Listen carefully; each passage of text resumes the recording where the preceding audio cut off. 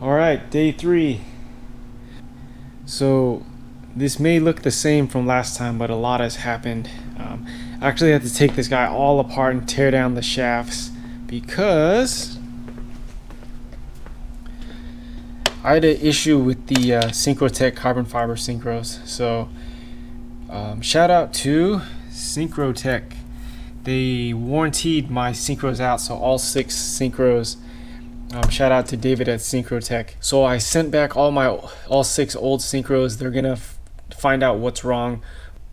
Hopefully it's okay to present my findings back to you guys. But yeah, shout out to David at Synchrotech. This came all back apart, the shafts torn down, all 6 brand new synchros again. If you remember last time I broke the oil slide, this is the part number. This thing's like less than 10 bucks. I want to say if you're going to do the impulse kit, just buy another one of these. So yeah, this is it. The brand new one. And just to reiterate from part 2, don't throw this away. This is really important. So if you see, this should be 2nd gear or even 3rd gear throws oil down into this oil slide. And like we talked about last time, the exit is at both the input bearing and then 5th gear, which is the input shaft, so that the input shaft and the bearing constantly get lubricated. The clearance is really tight. It's not this tight on OEM, but I had to modify this guy a lot, and I'm not gonna mess with it anymore. Where this ball plugs into the trans, you can only plug it in so many times before this fit gets loose, and then this guy will just pop out or whatever. But I'll show you how I modified this. So like we talked about last time, I cut out that webbing. I would say cut all of it out, cut all the webbing out, and then from like here up, smooth it out flush with this, and then same thing, this guy, smooth it out. If you remember from last time, I had to cut this short too, so this would seat all the way. The other thing on this guy, you could see where this plugs in, and then the transmission, the part of the transmission it sits on is like this. So I took a needle file and I filed this down to get this guy to sit deeper. Otherwise, the end of the slide was hitting the gear. So again, this is part of the reason why I say like it's easy. This guy gets brittle. It's easy to break them. Just get a brand new one if you're gonna do the impulse kit. But I used a needle file, filed and checked. That's gonna be all I wanna. This is going to be all that I want to mess with it anymore. So now I'm gonna get the center case. We're gonna bolt the center case on, and all right, let's do it.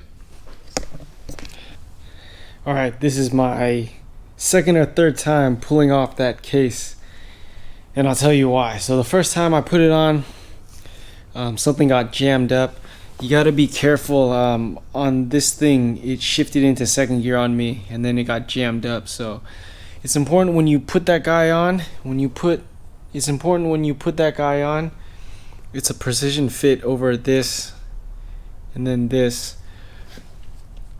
So when you slowly put that thing on, it's important, like rotate this guy, make sure everything still turns smoothly and there's no like abnormal noises. The other reason I wanted to take this off, if you notice, I've kind of found out by accident. If you look at the back of this guy, there is 2 dowels. And this is because even when you bolt something on, there's still slot between the shoulders of the bolt, or I guess that part of the bolt. So the case still has a chance to do this. Bell housings, engine blocks, head to block, all those have dowel pins to do their best to prevent this kind of stuff. So there's 2 here. The tail shaft goes onto here. I left the OEM bell housing at home, and it looks like here's one dowel. The other dowel, there's 4 provisions for dowels, but it looks like at least one more dowel stuck in the bale housing. So here's what I'm gonna do. I'm gonna make my own dowels, and here's maybe like an interesting way that you can strengthen a FRS transmission. So these dowels are 10 millimeters in diameter. I'm gonna pull one out. I'm gonna find out the length. But so 2 things you could do. You could buy 4 more, because there's 4 provisions on from the bale housing to the center case. You could buy 4 more dowels from the dealer, or what I'm gonna do, this bolt, this random bolt that I have, this part ends up being 10 mil. So I'm gonna use 2 of these guys and make a bunch of dowels depending on the length of this. But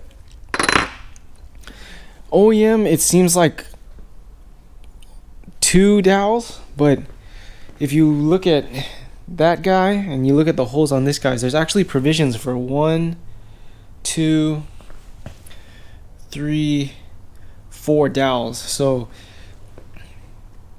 there's one 8.6 Drive Challenge competitor who had his gear oil tested in his trans, and there was like heavy aluminum in the gear oil, possibly because of like case shift, possibly, right?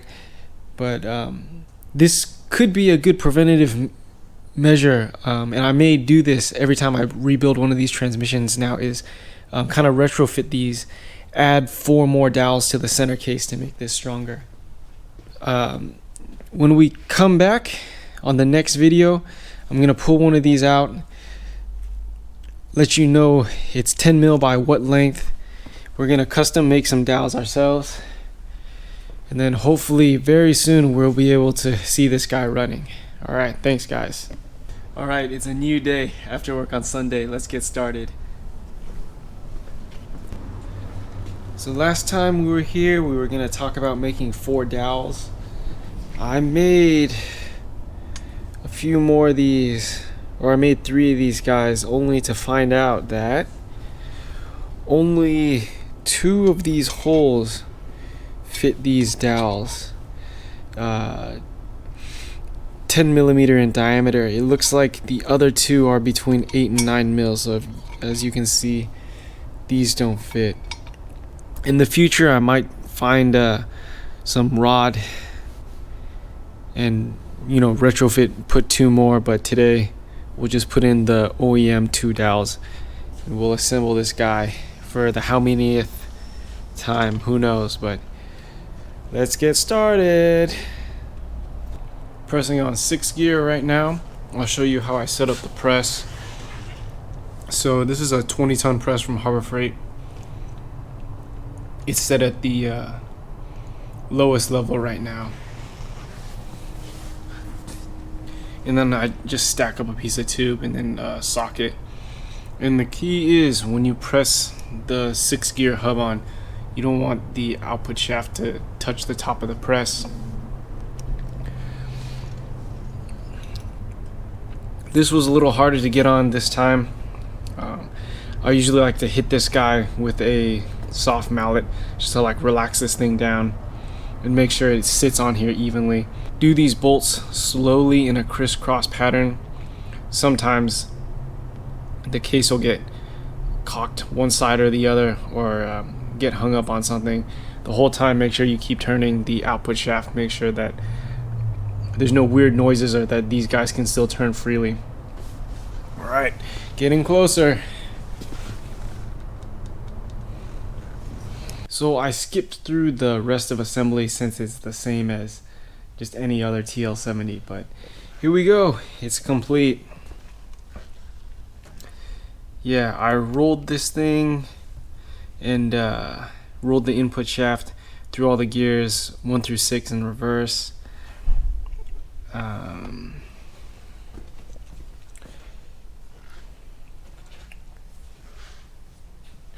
The reason I put this thing on it, you always want to roll it and make sure it goes, roll the shafts, make sure it goes through all the gears.